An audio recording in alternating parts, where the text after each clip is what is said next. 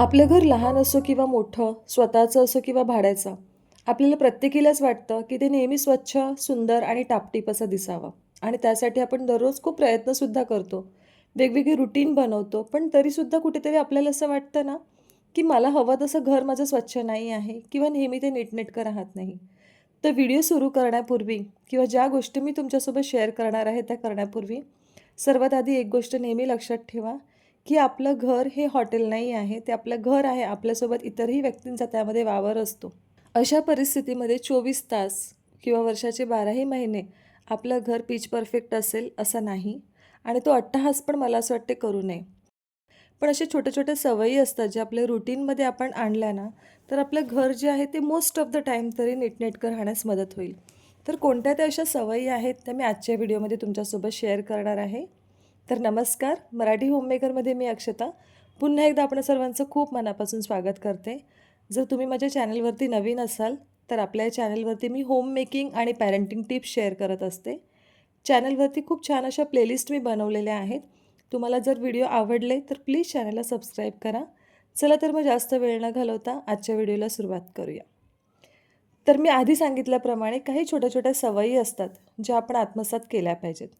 For example जर आपल्याला bedroom स्वच्छ करायचं असेल ना, तर सर्वात आधी आपल्या बेडवरची बेडशीट आहे ती व्यवस्थित अंथरलेली असली पाहिजे. मी मागे तुमच्यासोबत एक शॉर्ट व्हिडिओ शेअर केला होता, ज्यामध्ये मी तुम्हाला सांगितलं होतं, की जर समजा बेडवरती बेडशीट व्यवस्थित राहत नसेल, घरामध्ये लहान मुलं असतील, ती सतत खेळत असतील, सतत बेडशीट नीट करणं हे काही शक्य होत नाही. तर अशा वेळेस तुम्ही इलॅस्टिक बेडशीटचा वापर करू शकता. दुसरी एक गोष्ट म्हणजे की आपले जे वाळत घातलेले कपडे असतात ना, जर तुम्ही नोटीस केलं, जर तुम्ही ते वेळेवरती फोल्ड नाही केले, तर ते घरातली कोणती ना कोणती कोपऱ्यातली जागा घेतात. एक तर खुर्चीवरती, सोफ्यावरती किंवा बेडवरती. आणि 2-3 दिवस जर ते कपडे फोल्ड केले नाही, तर त्याला खूप सुरकुत्यासुद्धा पडलेल्या असतात.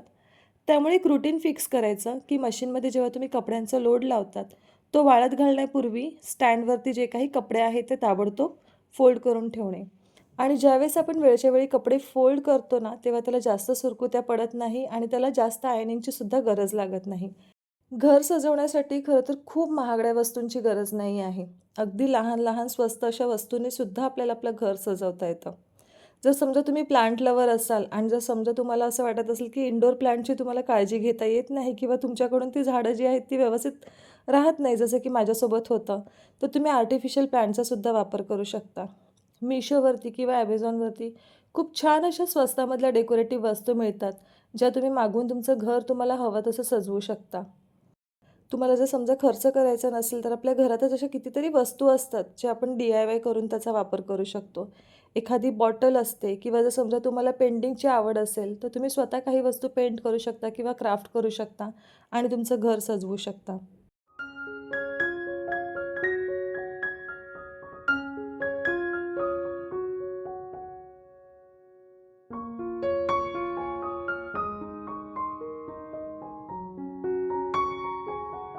Kitchen is the heart of the home.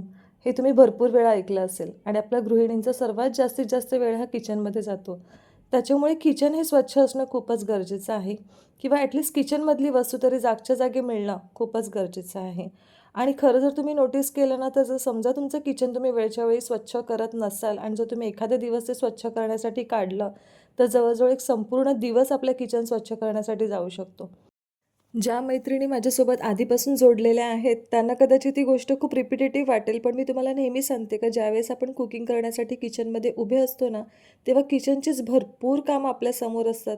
जसं की ग्रॉसरीचे डबे फिल करणे किंवा एखादी भाजी निवडून ठेवणे किंवा एखादी शेल्फ स्वच्छ करणे. एक-एक जर आपण शेल्फ्स अशी एक-एक जर शेल्फ किंवा एखादी ट्रॉली आपण जर दररोज अशी स्वच्छ केली किंवा जरी तुम्ही 2 दिवसानंतर सुद्धा स्वच्छ केली, तरी तुमच्या ट्रॉलीजमध्ये कॉकरोचेस वगैरे होणार नाही किंवा तुमचं किचन जे आहे ते नेहमी स्वच्छ राहील.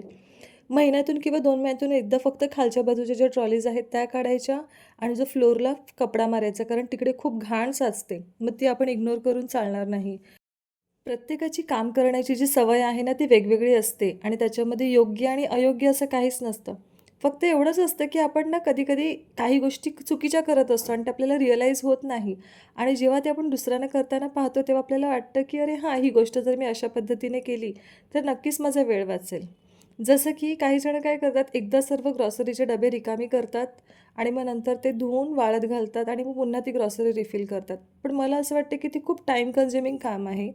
तर मी काय करते, जर समजा एखादा डब्बा 2-3 वेळा वापरून झालेला आहे, शक्यतो डाळींचा डब्बा, तर मग मी तो धुवायला काढते आणि मग त्याच्यानंतर मग तो वाळल्यानंतर त्याच्यामध्ये ती ग्रॉसरी जी आहे ती फिल करते.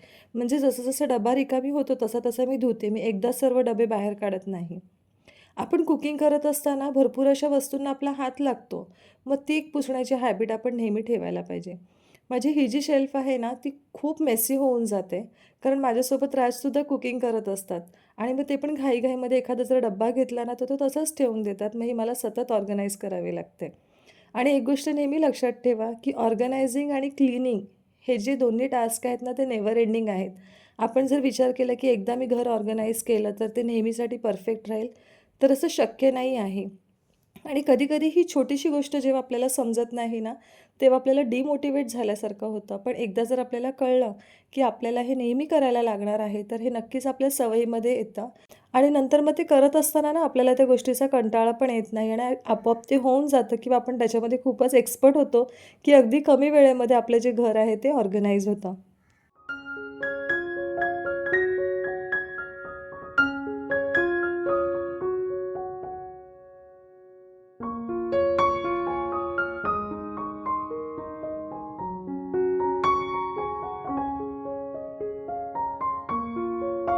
आपल्या घरातील वातावरण सकारात्मक असण्याचा सगळ्यात महत्त्वाचा वाटा असतो तो म्हणजे तिन्ही सांजेच्या वेळेस दिवाबत्ती करणं.